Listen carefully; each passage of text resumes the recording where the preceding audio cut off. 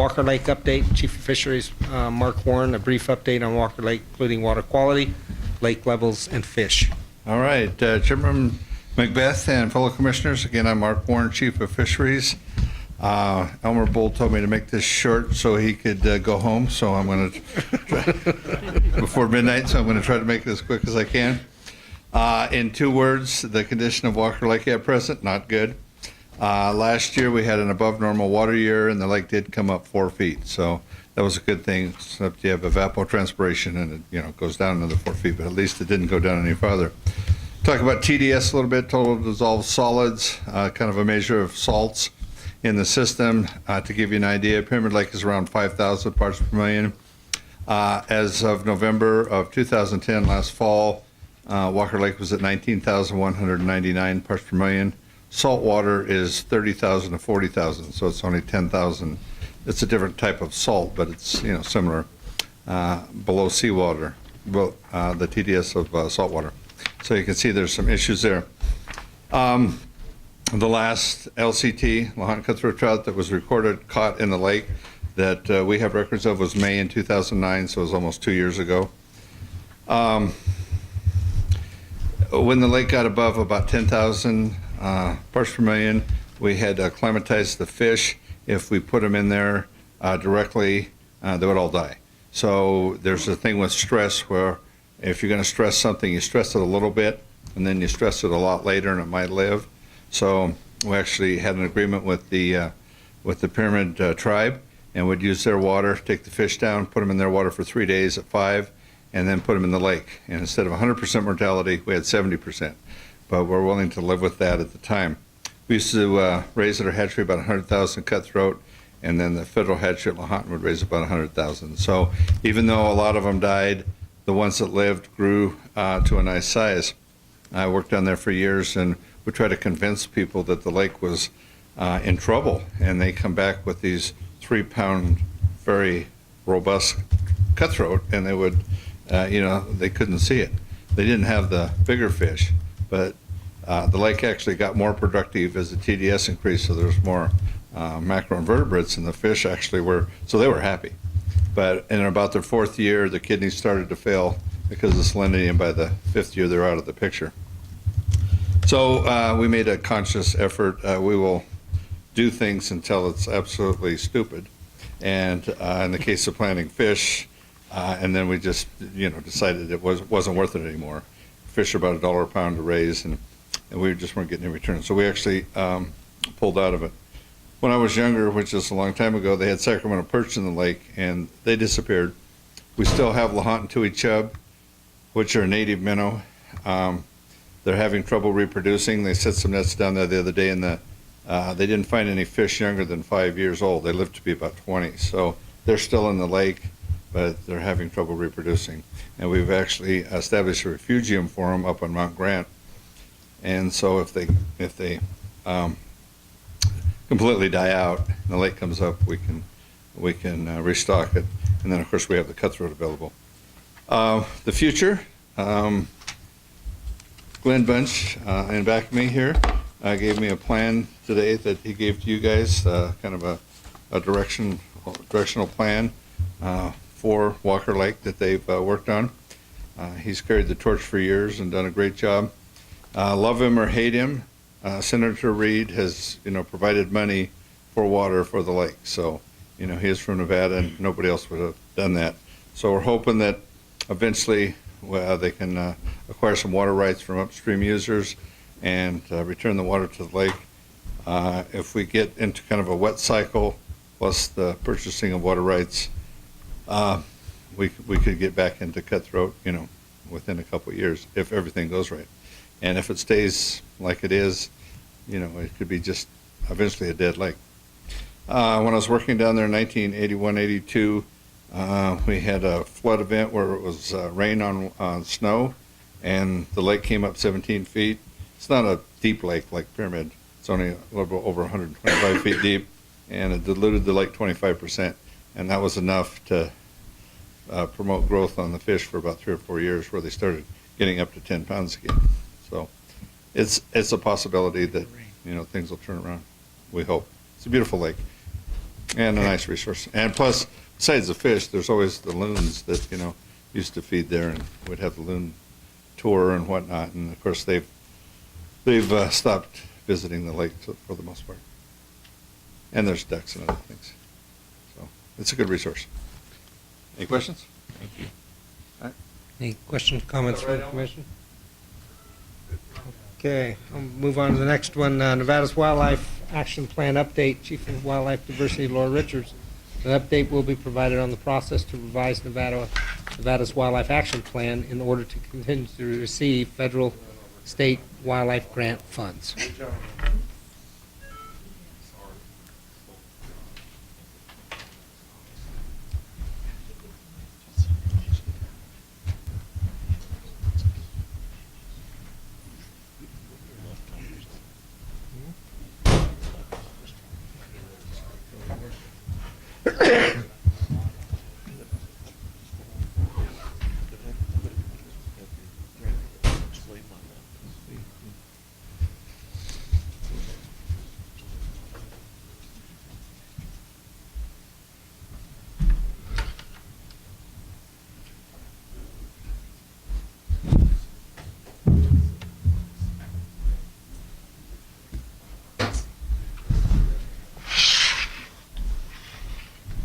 Mr. Chairman, members of the commission, Laura Richards, the chief of the Wildlife Diversity Division. I might need just one. That helps. I'm going to give an update on the process to revise Nevada's Wildlife Action Plan.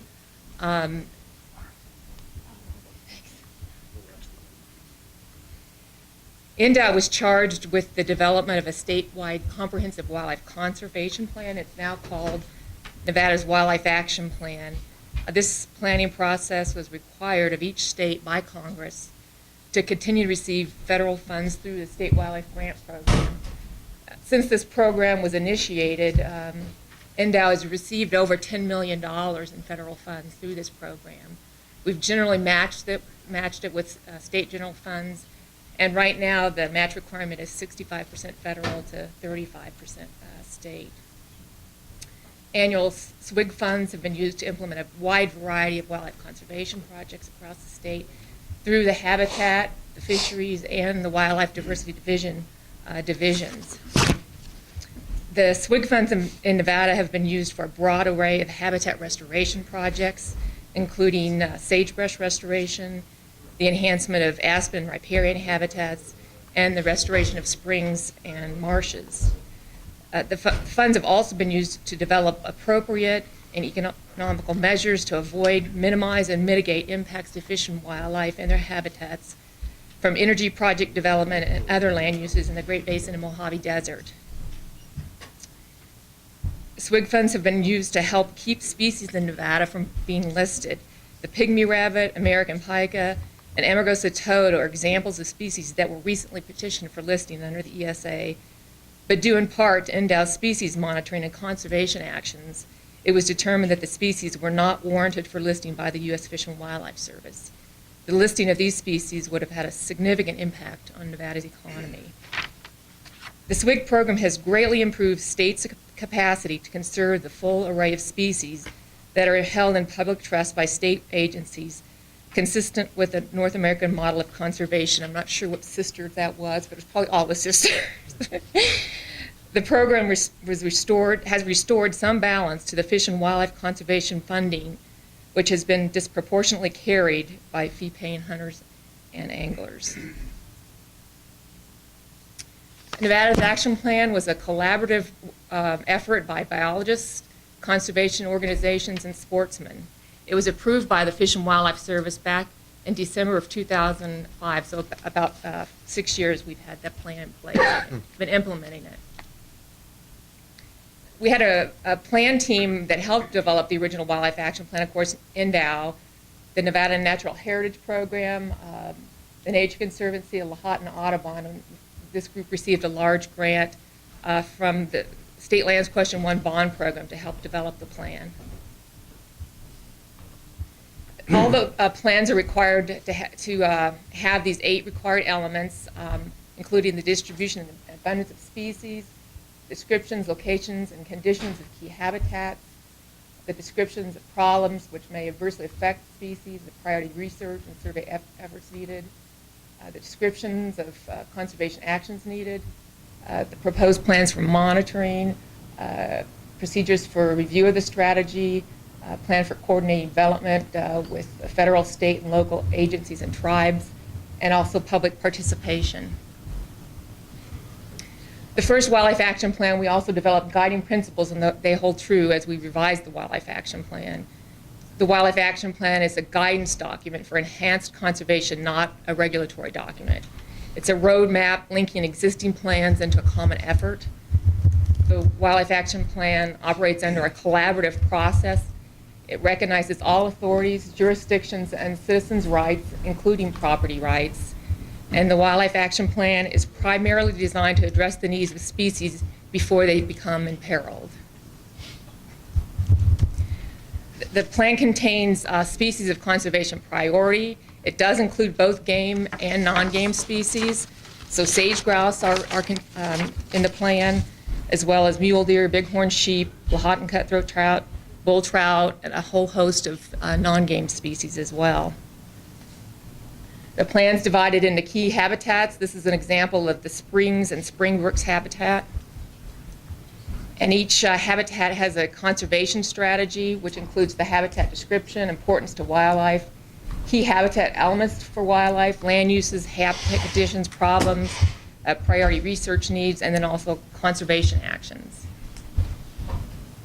The Wildlife Action Plan in the last 6 years has been incorporated into BLM resource management plans, U.S. Forest Service forest plans, Fish and Wildlife Service recovery plans and CCPs, tribal land plans, county planning, and also private partnerships.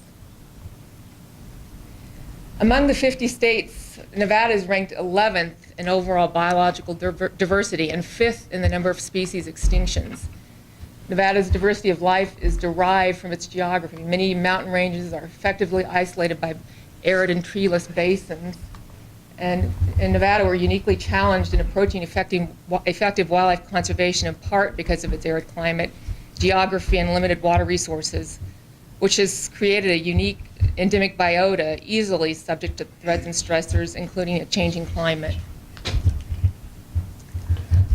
And NDOW now is coordinating and leading a conservation partner planning team to revise the Wildlife Action Plan to incorporate the potential impacts of emerging and expanding stressors, including accelerated energy development that we talked about earlier today, invasive species, and climate change on Nevada's fish, wildlife, and habitats.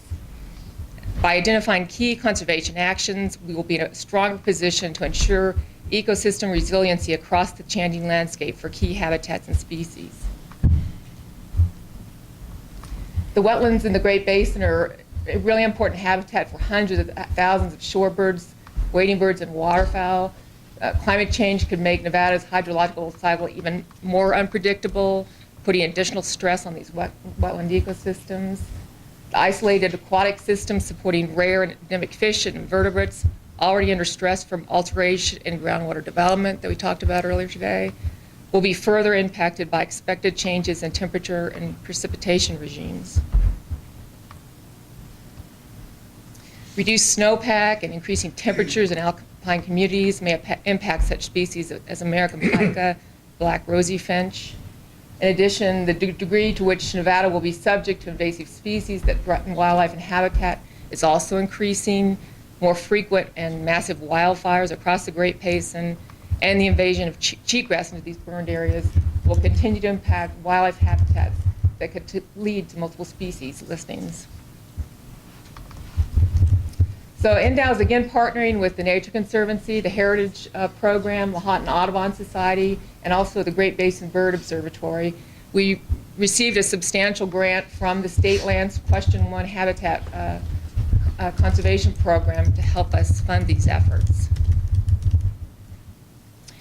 Nevada Natural Heritage Program has applied the NatureServe Climate Change Index to key species in Nevada to determine how they will respond to changing climate. The Nature Conservancy has developed ecological models that predict the risk of Nevada's key wildlife habitats to the projected impacts of climate change. And then this information is being integrated into development of effective adaptation strategies for managing and protecting key habitats and species in Nevada. The Great Basin Bird Observatory has modeled bird population change in response to projected habitat changes in Nevada. Birds are a particularly useful tool for predicting effects of climate change and habitat change on wildlife because they respond very quickly to habitat condition and can be monitored more cost effectively than some other wildlife species. Then the Lahontan Audubon Society is helping us facilitate public workshops that I'm going to mention, and also they're helping us draft, edit, and prepare a revised plan for publication. Here's a timeline. We've been working on this draft, different products. We hope to have a public review draft out in mid-January of coming up. We're having stakeholder input meetings in Elko, Las Vegas, and Reno. And we have some tentative dates. January 17th will be the meeting in Vegas, January 19th in Elko, and then January 24th in Reno. We'll also have a lengthy public comment period for written comments. And then we hope to have the plan revised based on that input through the February through March period, with our intention of submitting to the Fish and Wildlife Service the plan in early April. Again, this is a requirement for us to continue to receive state wildlife grant funding. It's approved by a team of Fish and Wildlife Service directors as well as state agency wildlife directors, just as the original Wildlife Action Plan was approved. We'll ensure that the 8 required elements that I mentioned earlier are in the Wildlife Action Plan. NDOW has been following the Association of Fish and Wildlife Agencies guidance document for incorporating climate change into state wildlife action plans. This is a really worthwhile document, and actually I was on the team that, with the Fish and Wildlife Service and OFWA that helped develop that. And then just looking towards the future, the Wildlife Action Plan implementation over the next 10 years, we're looking at proactive rather than reactive conservation. Partnerships and collaboration will be very important. We'll be looking at habitat for multiple species, from game, mule deer, sage grouse, pygmy rabbits, et cetera, and obviously non-game species. We're looking at cost-effective approach since it leverages state funding, and then we're obviously trying to protect wildlife for future generations of Nevadans. You all have seen this graph, this table before about the economic impact of wildlife viewing, sport fishing, hunting, and boating in our state, close to $2 billion. And that wildlife viewing part of it and having healthy habitats, is critical for our state's economy as well. So, can I have the? I might flip on the light there. I just want to show a couple other things.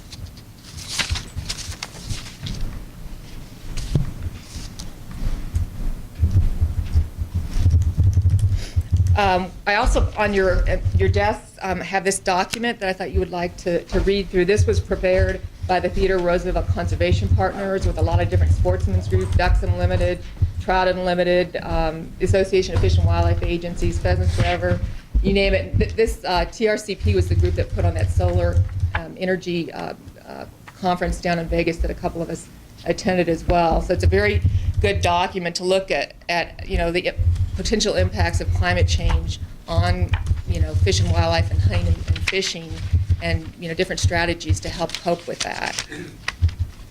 We also are working on making sure that the state wildlife grant funds that we receive in the state continue. It's been about 10 years that we've been receiving those funds, and about $10 million in that period.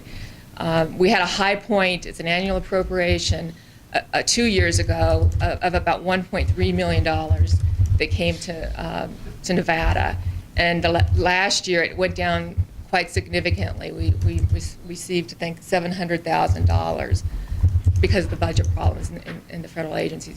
But we're trying to at least keep that status quo. It's so important to have that additional amount of money for the wildlife diversity in the state. And Director Mayer and I were on the President's Task Force for Wildlife Diversity Funding. It was was president, not President Obama at the time. And so there's a lot of really great strategies about how we can go forward and ensure that there's dedicated funding for wildlife diversity across the country and Nevada as well. So we'll be working on that very closely in the coming legislative session and with our conservation partners to ensure that this funding continues. I also have a little annual report that discusses some of the accomplishments that the Wildlife Diversity Division has undertaken over the last year, and a little bit of background on the division. And I'd be glad to ask, if you have any questions, please ask. Again, we'll be putting a notice out probably next week inviting stakeholders to these public scoping meetings. We'll have the plan posted on the website so people can review it and provide input, and also certainly we'd like to have people come to those stakeholder meetings. Any questions? Okay, Everybody's go ahead, tired. Mr. McNich. What did you say the federal appropriation was last year and expected this year? Okay, it was 700,000 to Nevada. No, but I mean from the federal appropriation for the state wildlife grant program. Total? Yeah, total to Nevada. Overall, Overall. the 10 years is about $10 million that we've received. No, I mean the appropriation from Congress. It was $700,000 last year. That's to Nevada, but I'm talking Oh, about okay. the whole. So 90 million was the high point for the whole country, and then last year was 62 million. It's prorated based on the size of the state and the population of the state. So California gets about 3 times as much as we do. 62 million last year. 62 million. So we're going to work very closely to at least keep that level. We'd like it to go up, but it probably won't be. He was zeroed out at one point. Yeah. Yeah, I know that. It was going to disappear. Okay. Thank you. Hold on, we got some questions. One more. Okay. Sure. One more. I wouldn't just It did. perhaps a request would be more when you're reworking this and when you're working over the big game species that are in here, and there's only very few mule deer and the bighorn sheep items. Please make it something that I don't have to complain about. I've complained about it in the past. I know at meetings, about the language that's in there being, in my opinion, was very anti-livestock, anti-grazing, not proactive. There's a lot of things one can do with those. I'd prefer not to have to complain about them. Please. Certainly. Heck, ask Tony. He knows what'll set it off. There's a lot of good things you guys can put in there. Just not what's in there now. Thank you. Appreciate that. We definitely will. Thank Any you. comments? Oh, okay. Thank you. I really don't like. Okay, moving on. Wild horse update, Chief of Habitat, Elmer Bull. In accordance with the Commission's request, Chief of Habitat Just as soon vote Bull for will it. provide an update on the status of wild horse issues pending in Nevada. Thank you, Mr. Chairman, and board members. Again, Elmer Bull, Chief of Habitat for Rendell. The agenda item says that I'll speak about wild horse issues. I guess there's one, and that's most prominent, and there's too darn many horses. But the BLM is continuing to try to chip away at that problem. I covered some of this, I think, last September, a few months ago in the meeting, and talking about the changing strategies that the BLM is employing. They have made it known to us that their finances are waning relative to horse gathers. They are running out of space to keep horses that they gather off of the range. The adoption program is not getting rid of as many horses as they can take in, so consequently they're looking at other strategies to try to employ. Some of those include treating mares with a immunocontraceptive to try to basically it's a birth control method for keeping the production from the herd down some. Unfortunately, the immunocontraceptive that's being used right now is only effective for about 22 months. So they're giving that a try, and we're watching that cautiously to see how that works. Generally speaking, the literature feels that it would take about a 10-year period to realize the slowing of herd growth through the use of this method, as well as field castrations of studs.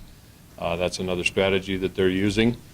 So effectively what's happening is in some cases they're going into these horse management areas, gathering horses, removing some, and then treating mares, castrating studs, and turning them back out onto the range. So, you know, and I guess from our perspective, you know, we're all in favor of whatever it takes to get these herds down to AML, and we're not so certain that these strategies are going to work, but we're watching and seeing how this works out. They're also using another strategy that they call sex ratio adjustments. They gather horses, and they'll return, if they're going to return horses back out into the herd management area, they try to do that at a ratio of 60 males for every 40 mares, and that supposedly will help control the growth of the herd also. So they're trying some things. It's a combination of what's, you know, removing some of the horses and storing them wherever they do, adopting some out, trying some of these other strategies here to slow the growth of the horse herd, and we'll just have to wait to see how that works for them. Some of the wild horse gathers that are going on or will be going on in the fairly near future. There's one happening right now. It's known as the Tri-State Calico Gather. This is happening in Washoe and Humboldt counties. The AML there is 572 to 952 wild horses and 39 to 65 wild burros. This gather is intended to remove 1,300 wild horses and 140 burros. It started on the 19th of November. Thus far, they have gathered 486 horses off of there, so they still have a long way to go to meet their target of 1,300 wild horses and 140 burros. But I think that was intended to be a couple, 2 or 3 month long project out there. So hopefully they'll be successful in gathering those. They have had a number of horses die during that gather. They listed 6 here. I had heard somewhere else that number was higher.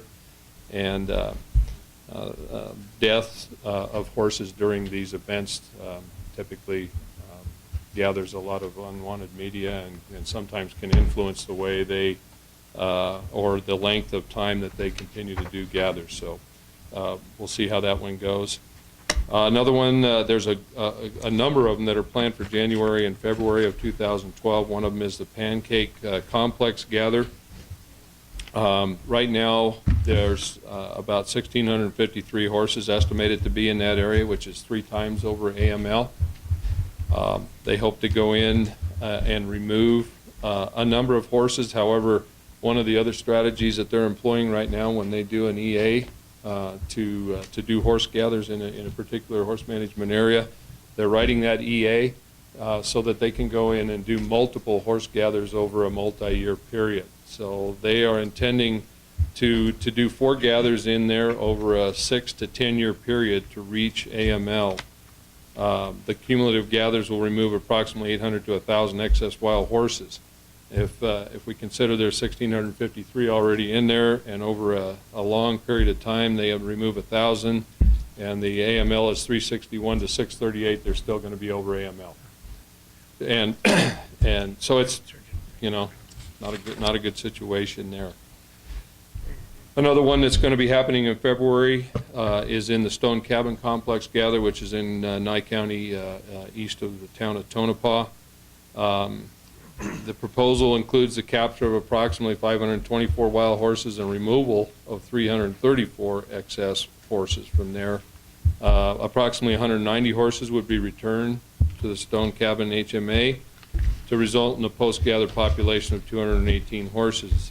The AML for that complex is 404, so that would take the numbers down there appropriately.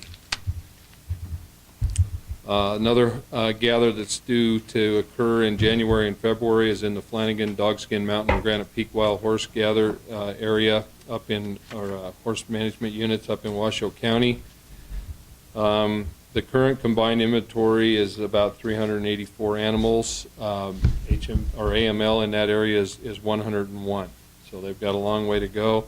The plan is to permanently remove approximately 87 wild horses from within, and 157 wild horses outside the Flanagan Horse Management Area, 12 horses from outside the Dogskin Mountain Horse Management Area, and 27 from the Granite Peak. Future gathers could occur in the 2013 to 2018 timeframe. Use of immunocontraception and sex ratio targeting will be used to slow the population growth. Another gather will occur in January in the Garfield Flat area, which is in Mineral County. The proposed action would involve gathering an estimated 240 wild horses, 66 burros, and removing 157 of those horses and 66 excess wild burros, releasing 60 horses back into the unit after treating with PZP immunocontraceptive. So this information was taken directly off of their website, and anyone can go and take a look at that website. It's I'd be happy to email the link to anybody that wants to look at what they have in mind. Still an ongoing problem. Too many horses out on the range. We continue to comment on EAs and urge them as strongly as we possibly can to take appropriate actions to get those numbers to AML or below. But it appears that right now that the changes in strategies might be effective, but it's going to be a fairly long-term process if it's successful, and that doesn't address the immediate concern that we have of far too many horses in many of these management units and the effects that they're having on wildlife. Any comments from commissioners, questions? Mr. I'm glad this is on here, and I'd like to keep getting these updates, but we can talk about it and talk about it and talk about it. We got to figure out a way to go after this again. The Ken Mayor, for the record, I can relate to you. I got a call from NACO this week, and their advisory committee, NACO approved hiring an attorney. They're going to ask the attorney to do two things. One is to determine whether or not they have standing to file a lawsuit against the BLM about non-achievement of AML. And then if the attorney believes that they have standing, then they're going to determine whether or not, what's the probability of winning the lawsuit. If it comes back, yes, they have standing, they have a good probability of winning the lawsuit, then they're looking to fund a lawsuit.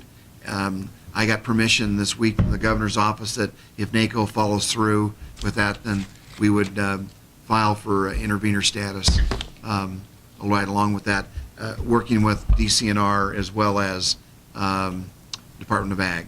But at the very least, Dagnew and I agree that it's easy for us to establish standing. The law is very clear.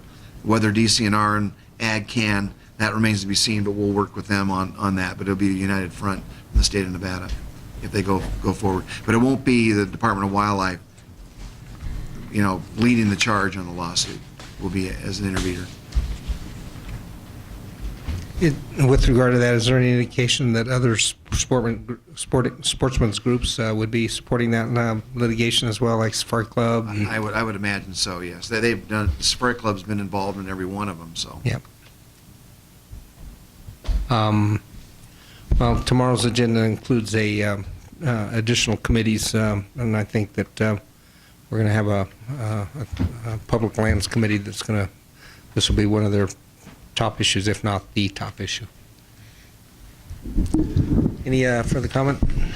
It would seem to me that if we were to approach the Congressional Sportsmen's Caucus and presented them the facts of how much money this has cost since, 1971, something like that, and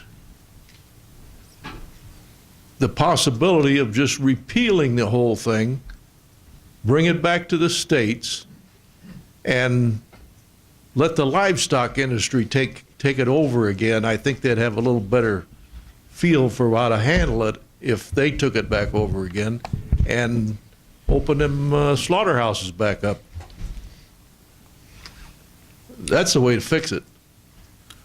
Well, The president did approve the slaughter horses on the 18th.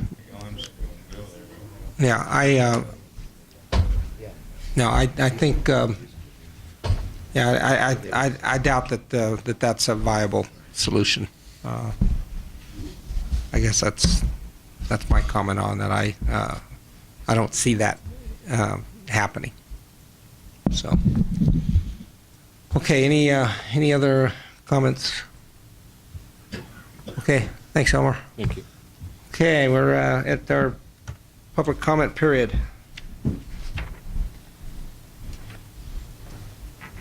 Persons wishing to speak on items not on the agenda should complete a speaker's card and present it to the recording secretary. Public comment will be limited to 3 minutes. No action can be taken by the commission at this time.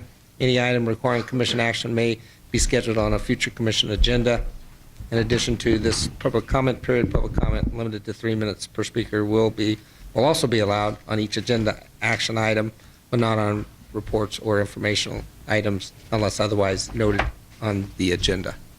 So public comment period, do we have any cards? We have cards, but nobody specifically said just this. Okay. Public comment, Gil. Gil Yana, Carson Advisory Board. I had a member of the public attend our last meeting, asked a question, and nobody knew the answer. He asked he says, what is the estimated number or the size of the deer herd in Nevada? Anybody know? Yeah, Tony's not here, so well over 100,000. That's the kind of number we threw back, but I didn't know if we were in the ballpark. Thank you. 106, I think it was. Dr. Lynn?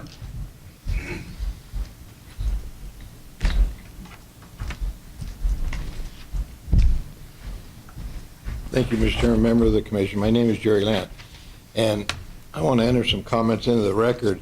As the commissioner related this morning, and I understand your reluctance to tackle the problem on this heritage tag that was given away, and I understand your reluctance to take a stand on this transfer of this tag legality issue, since Nevada Bighorns donated $150,000 to the department, and that's nice of them to do that. But we have a problem with this thing. With the letter was sent to the Attorney General from the prior commission, and some laws are violated here. And if you look at some of the statutes, and basically you're familiar with the problem because the Minnesota-Wisconsin Wild Sheep Foundation bought the tag through an individual, and then it was transferred to Nevada Bighorns. They resold it. There's an $18,000 profit for the Heritage Fund. It was never given back to the Heritage Fund. And NRS 502-140 states it is unlawful for any person to use or possess tags issued to any other person, or to transfer or give tags issued to him or any other person. And some of these things apply. NAC is real clear on it. It says it is unlawful for any person to use or possess a tag or permit issued to any other person, or to transfer or to give a tag or permit issued to him to any other person.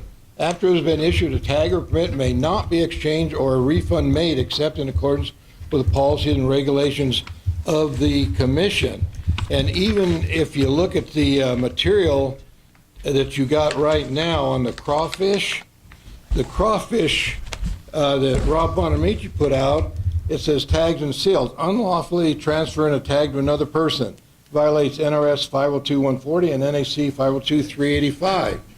And so I think you have a situation here that that there's some laws been violated. And I was reading the minutes on page 119 and it said Commissioner Robb disclosed that he was the person who placed the bid for the person who was the successful bidder, therefore he will abstain from the vote. Well, something's wrong here, because I got a magazine article that says one person, Jeremy Page, bought the tag, and he said he had friend and guide Keith Montes, the Nevada High Ridge Outfitters, do the bidding via the phone. So we got here a commissioner saying he bid, and I've got a magazine saying somebody else bid. So we got a problem here, Mr. Chairman, members of the commission, and what goes on here? The payment was made by Jeremy Page, and I have a copy of that receipt, okay? And this should be investigated by Attorney General to rule out some kind of conspiracy. Something's going on here, and I don't think you can stand and see laws being violated. Dr. If Lynn, not- your 3 minutes are up, and I guess my only comment to this is that at the time that this was going down, we had two separate deputy attorney generals looking at it. We had one, going one way, and we had another going another way. And so, I think the interpretation of the statutes and regulations is subject to, interpretation. And while you may have one interpretation, others have another. And this commission has dealt with the issue, and I don't see any appetite unless Did you get Attorney General's opinion on that I might be able to see? No, we determined that wasn't necessary. Well, then, if you don't do that, then I and anyone else will be able to sell their future tags for money.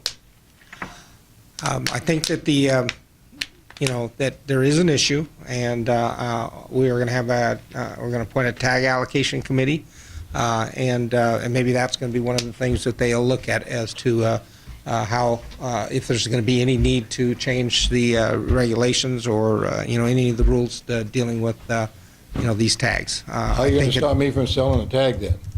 How are you going to stop me from selling a tag? That'll be something that the committee will deal with. The law is pretty specific, and if you don't do the investigation, get an Attorney General's report or investigation, then you're condoning breaking the law. And I just want that on the record. Okay, it's on the record. And if this commission isn't going to do anything about it, that's fine. Okay. As long as it's on the record. Okay. Thank you. Okay, then any other public comment? Okay, seeing none, we're going to adjourn until tomorrow morning at 8 a.m.